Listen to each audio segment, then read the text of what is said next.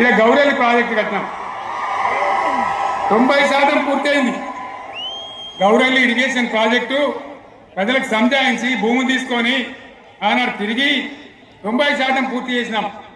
ఏడాది అర్థమైతే తట్టడి మన్ను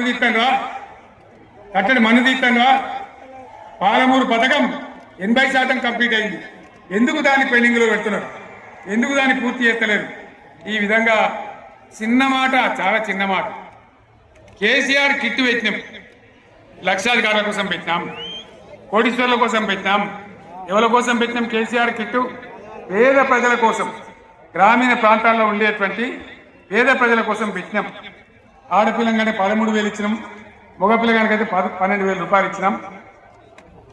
ఆ వాహనాలు పెట్టి, అమ్మఒడి వాహనాలు పెట్టి వాళ్ళని తీసుకెళ్లి ప్రసవాలు చేయించి వాళ్ళకి మందులు ఇచ్చి ఫ్రీగా ఉచితంగా చేసి బ్రహ్మాండంగా ప్రసవం చేయించి మళ్ళీ ఇంటికాడ దించినాం. అది బంద్ చేస్తారా? ఎవరైనా ఎందుకు బంద్